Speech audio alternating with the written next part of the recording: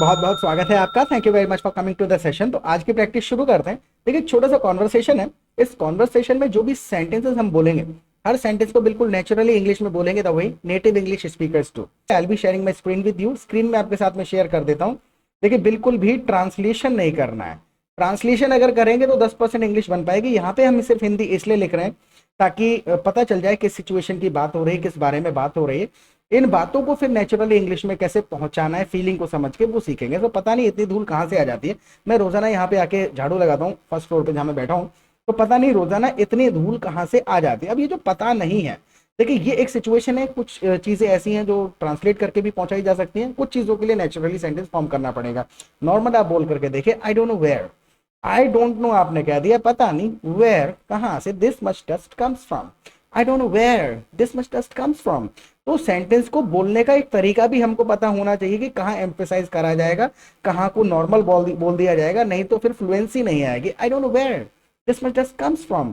तो जो समझ के जब बोलेंगे ना, तो ऑटोमेटिकली शब्द सेंटेंस का पोर्शन तोड़ तोड़ के बोलना शुरू कर देंगे। फ्लुएंटली आपके सेंटेंस फ्लुएंट साउंड करेंगे। तो I don't know where this much dust comes from. तो जो बोल रहे हैं उसको समझिए साथ के साथ। इसी चीज को आप दूसरे तरीके से बोल दीजिए, I wonder where this much dust comes from.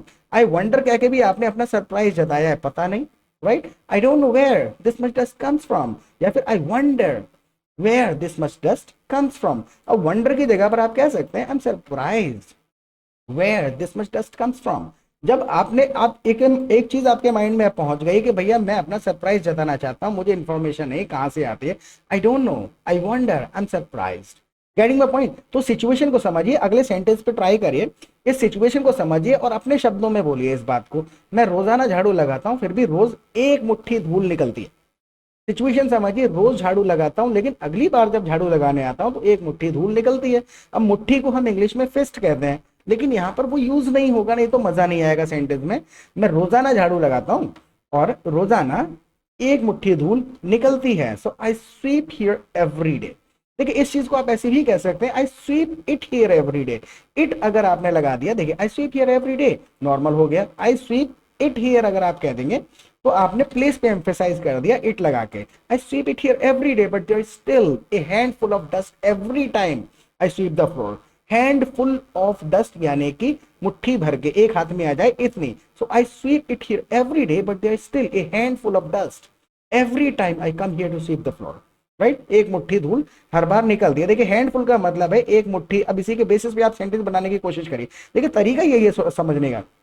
दो चीजें हैं इसमें समझने के लिए। देखिए, जब आपने कहा आई स्वीप हियर एवरी डे, मैं रोज झाड़ू लगाता हूँ। आई स्वीप इट हियर जब आपने कह दिया, प्लेस की बात कर दी। अब मान के चलिए आपने पार्टी वगैरह में, इवेंट में कहीं पर है, अब आपको किसी से पूछना पड़े यहाँ पे मजा आ रहा है, तो आप नॉर्मल कह सकते हैं, आर यू एंजॉइंग हियर। लेकिन अगर आपको प्लेस पे स्पेसिफिकली एम्फेसाइज करना है, इस जगह पे मजा आ रहा है, so are you enjoying it here, तो इट लगा दिया जाता है प्लेस पे एम्फेसाइज करने के लिए। या आई am liking it here, I am liking it here यानी ये जगह मुझे पसंद आ रही है।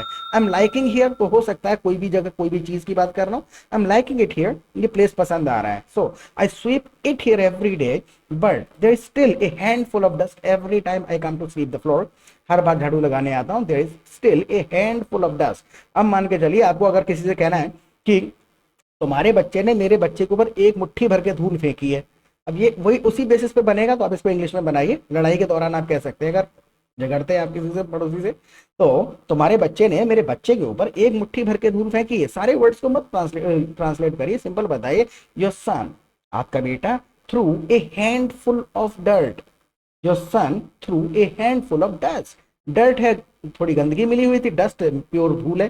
So your son through a handful of dust at my child, मेरे बच्चे के ऊपर फेंकी है। Getting my point. तो ये जब सुनेंगे तो सुन सुन के पता चल जाएगा कि क्या कहना है, कौन सा वर्ड अप्रोप्रिएट साउंड करेगा, किसका मैसेज क्लियर जा रहा है, राइट। जबकि मेरे अलावा कोई ऊपर आता भी नहीं है, जैसे कि I sweep it here every day, और यहाँ पर रोजाना एक मुट्ठी धूल निकल जाती है, जबकि मेरे अलावा यहाँ कोई आता भी नहीं है। अभी जो जबकि है, जबकि का ट्रांसलेशन है वाइल, लेकिन जरूरी नहीं है कि सिर्फ वाइल चलेगा, बहुत सारी चीजें कही जा सकती हैं। आप कनेक्शन बता रहे हैं दो सेंटेंसेस के बीच में। जबकि यानी कि while nobody comes upstairs besides me, nobody comes upstairs besides me, मेरे अलावा यहाँ कोई आता नहीं है। अब वाइल की जगह पे आप लगा दीजिए although nobody comes upstairs besides me. हालांकि, ऑल्दो का मतलब हो गया हालांकि, मेरे अलावा यहाँ कोई नहीं आता है। Although nobody comes upstairs besides me. आप ऐसे कह दीजिए even though nobody comes upstairs besides me, यानी कि I sweep it here every day and there is still a handful of dust every time I come here to sweep the floor, however nobody comes upstairs besides me. However लगा दिया आपने, although, even though, while, you know. आप बहुत सारी चीजें इस्तेमाल कर सकते हैं एम्फेसाइज करने के लिए। While nobody comes upstairs besides me, मैं यहाँ पर अकेला ही बैठा रहता हूँ। I am sitting here all alone, मैं यहाँ अकेला ही बैठा रहता हूँ। I keep sitting here all alone कहने की जरूरत नहीं, I am sitting here all alone, मैं पूरा दिन यहाँ पर अकेला ही बैठा रहता हूँ। I am sitting here all alone the whole day, right. तो तोड़ तोड़ के सेंटेंस बनाना शुरू करेंगे, धीरे धीरे एक दो दो दो दो वर्ड जुड़ते चले जाएंगे उसके अंदर और पूरा पूरा पैराग्राफ बोलना शुरू कर देंगे। लेकिन इन द बिगिनिंग आपको छोटा सेंटेंस बोलना पड़ेगा और इनकरेक्ट तो बोलना ही पड़ेगा। इनकरेक्ट बोलना कहां पर है मैं आपको बता देता हूं। अगर आप चैनल पे पहली बार आए तो चैनल को सब्सक्राइब जरूर कर लीजिएगा। दूसरा, आप हमारी लाइव क्लासेस और प्रैक्टिस ग्रुप ज्वाइन कर सकते हैं। देखिए, दो फायदे होंगे इसके। सबसे पहले तो हम आपको अपने कम्युनिटी, अपने ग्रुप में ऐड करेंगे जहां पे आप 200-300 पार्टिसिपेंट्स के साथ रियल सिचुएशन में प्रैक्टिस कर पाएंगे, which is most important part of learning. अकेले आप प्रैक्टिस करते रहेंगे, ट्रांसलेशन के जाल में फंसे रहेंगे। ग्रुप में क्या होता है, रैंडम टॉपिक्स पे पूरा दिन कॉन्वर्सेशन चलती रहती है, तो वहां पे हमको ब्रॉड इंग्लिश पता चलती है, प्रैक्टिस पार्टनर्स मिल जाएंगे। कोई बेसिक लिखता है, कोई एडवांस्ड इंग्लिश लिखता है, कोई इडियोमेटिकली सेंटेंसेस को फॉर्म करता है, कोई एडियम्स यूज कर लेता है, कोई उसी बात को कहने के लिए कोई फ्रेज बोल देता है, कोई स्लैंग यूज करता है। तो पता चलता है एक बात को इंग्लिश में कितने तरीके से पहुंचाया जा सकता है। और वहां पूरा दिन डिस्कशन चलते रहते हैं, रियल सिचुएशन में बातें करेंगे, तो आपको सेंटेंसेस का ट्रांसलेशन छोड़ के सिचुएशनल सेंटेंसेस समझ में आएंगे। और शाम को फिर हमारी लाइव क्लासेस होती है, तो वहां पर भी simply come together every evening and we discuss some complicated grammatical rules and sentence structure for 2 hour. 2 घंटे डिस्कशन चलता रहता है कि भाई इस सेंटेंस को कैसे बोला जाएगा, मैं इस तरीके से बोलना चाह रहा हूँ, ऐसे क्यों नहीं बोला जाएगा, या मेरे सेंटेंस को बोलने से क्या मैसेज जा रहा है, मैसेज क्यों बदल रहा है। तो जब आप डिस्कशन में बैठेंगे 15-20 दिन में आपके कंसेप्ट खत्म हो जाएंगे, दूर हो जाएंगे, क्योंकि सीखने का ज्यादा नहीं है। 40-45 ग्रामर के रूल हैं और 300 करीबन स्ट्रक्चर्स हैं घुमा फिरा करके। ये चीजें समझनी है। फिर सेंटेंस में मेन प्रॉब्लम है याद नहीं आता। वो याद कैसे आएगा, ओनली बाय स्पीकिंग। जब आप प्रैक्टिस करेंगे सेंटेंसेस की आदत पड़ जाएगी। पूरा दिन वहां प्रैक्टिस कर सकते हैं आप, ग्रुप में पूरा दिन चैटिंग करिए, किसी के साथ फोन पे बात कर सकते हैं, जितना चाहे तब तक करिए। 1 घंटा, 2 घंटा, 5 घंटा। लोग क्या करते हैं, गूगल मीट, जूम पे अपनी अपनी मीटिंग स्टार्ट करते हैं। फ्री का फीचर है, अपना लिंक डाल देते हैं ग्रुप में, जो भी लोग फ्री होते हैं उस टाइम पे वो सब ज्वाइन कर लेते हैं। जब आप ग्रुप में बैठ के प्रैक्टिस करेंगे ना, तो कॉन्फिडेंस आएगा, पता चलेगा इस बात को लोग किस तरीके से कह रहे हैं, ब्रॉड इंग्लिश पता चलेगी। सुन के सीखी जाती है, अकेले नहीं सीखी जाती। ग्रुप ज्वाइन कर लीजिए और फीस की बिल्कुल चिंता मत करिएगा, बहुत ही छोटा सा अमाउंट चार्ज करते हैं एक बार। हम कोई मंथली फीस चार्ज नहीं करते हैं। एक बार रजिस्ट्रेशन करने के बाद आप जब तक इंग्लिश में फ्लुएंट नहीं हो जाते, आप हमारे ग्रुप में रहेंगे, अनलिमिटेड क्लासेस अटेंड कर सकते हैं, डाउट्स कंसेप्ट क्लियर कर सकते हैं, राइट। तो let's get back to it now. तुम हमेशा दरवाजा खुला रखते हो, शायद बाहर से आती होगी, राइट। तुम हमेशा दरवाजा खुला रखते हो, शायद बाहर से आती होगी। You always keep the door open. देखिए यहाँ पर थोड़ा सा लिखने में गलती हो गई है। You always keep the door open, you always keep the door open, maybe that's where it comes from. That's where हमने क्यों कहा, देखिए इसको तोड़ के बोल करके देखिए, सिंपल क्या कहा जा सकता है, you always keep the door open, may be it comes from outside. वो बाहर से आ जाती है। या फिर इसमें अब एम्फेसाइज करा गया, you always keep the door open, maybe that's where it comes from. जो दरवाजा खुला है शायद वहीं से आती है, maybe that's where it comes from. That's what, that's where, that's why, that's something, ये सारी की सारी चीजें एम्फेसाइज करने के लिए इस्तेमाल होती हैं। यही तो मैं कह रहा हूं, अब कहना है, यही तो मैं कह रहा हूं, that's what I am saying, यही तो मैं समझा रहा हूं, that's what I am explaining. तो ये चीजें कैसे पता चलेंगी, जब आप सिचुएशन में बातें करेंगे। सिचुएशन में बात करना बहुत ज्यादा जरूरी है। Look at the next sentence. हाँ, शायद ये वजह हो सकती है, बंदे ने कहा you always have the door open, maybe that's where it comes from. हो सकता है वहीं से आती होगी, शायद ये वजह हो सकती है। Yes that could be it.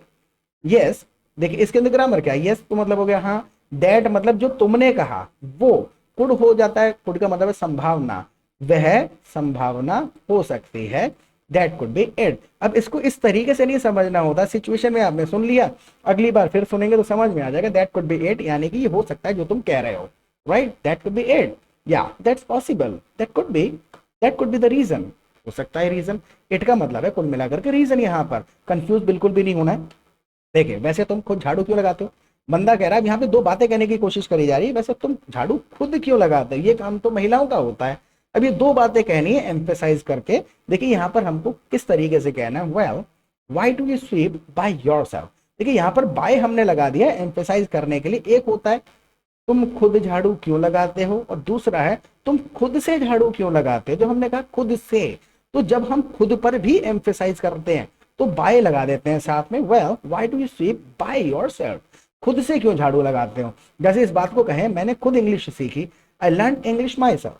अब मैं थोड़ा और एम्फेसाइज करने की कोशिश करूं, किसी की मदद नहीं ली, खुद ही सीखी है, I learn English by myself. तो बाय लगा करके आपने माई सेल्फ पर एम्फेसाइज कर दिया, right. So well why do you sweep by yourself, खुद से झाड़ू क्यों लगाते हो, क्योंकि ये काम तो महिलाओं का होता है, ये काम तो महिलाओं का होता है। लेकिन जब होता, प्रॉब्लम क्या, इतने शब्दों में हम इतने शब्दों में इंग्लिश का सेंटेंस बनाएंगे तो नहीं बनेगा। फीलिंग को समझिए, ये काम तो महिलाओं का होता है, isn't that supposed to be women's work, isn't that। देखिए ये तो मैंने इसको क्वेश्चन के तरीके से बोल दिया है। नॉर्मल अगर आप कहें that is supposed to be women's work, that's supposed to be women's work, वो तो औरतों का काम है।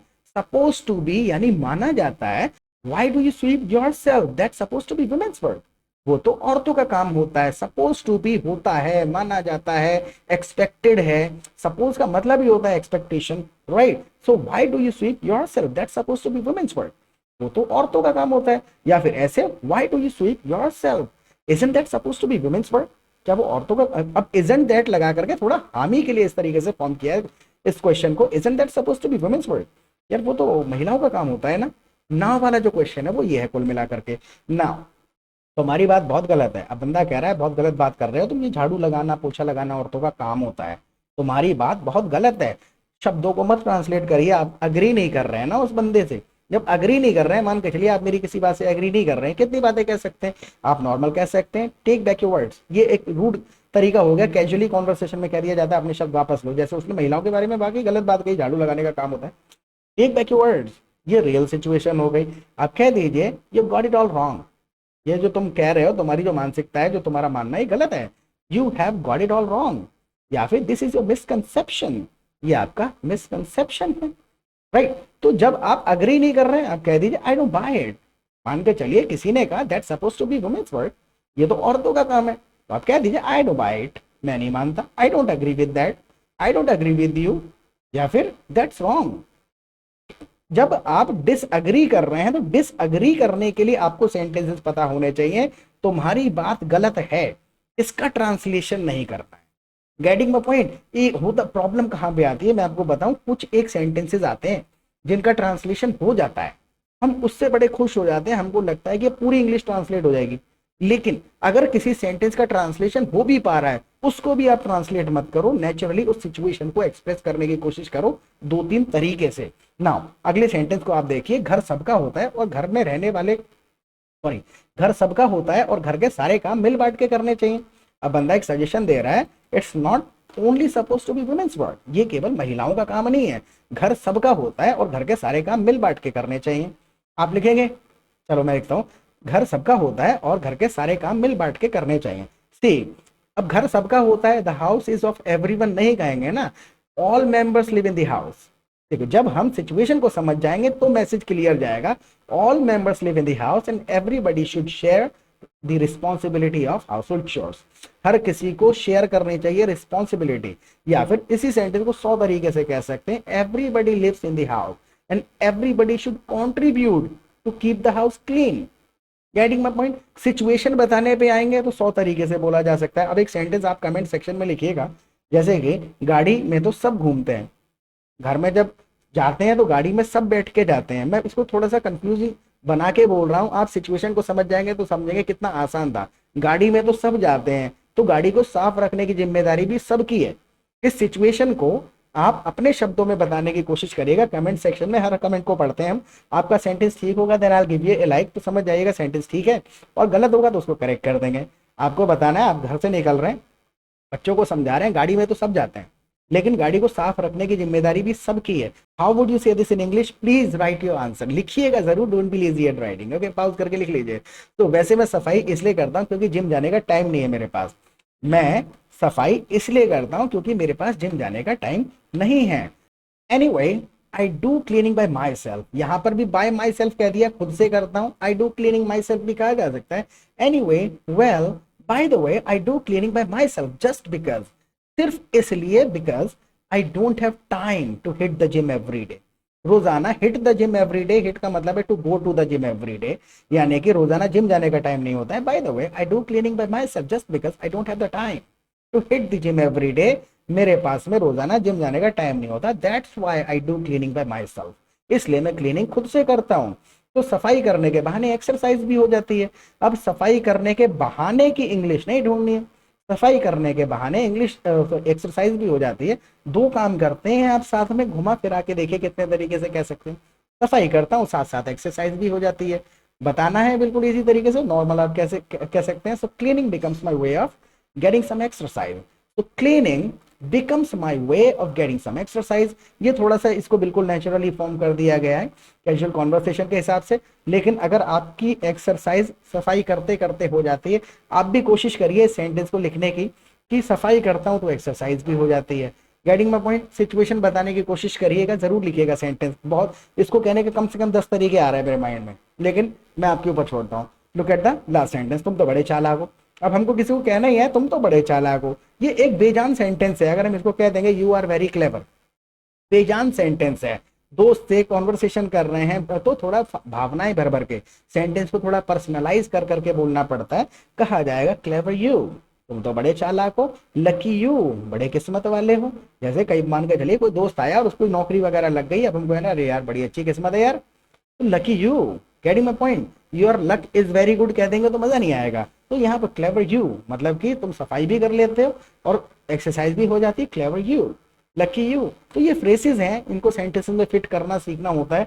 ज्यादा कुछ सीखने का नहीं है, बस आदत में डालने का है। एटमॉस्फेयर में समय बिताएंगे, खुद से समझ में आने लगेगा। ट्रांसलेशन नहीं करनी है और टॉपिक वाइज सीखना नहीं है। इसके बारे में प्लीज मुझे फीडबैक दीजिएगा कि इससे थोड़ी बहुत आपको हेल्प मिली या नहीं मिली। प्रैक्टिस करते रहें, फिर मिलेंगे एक नए सेशन के साथ। Till then bye.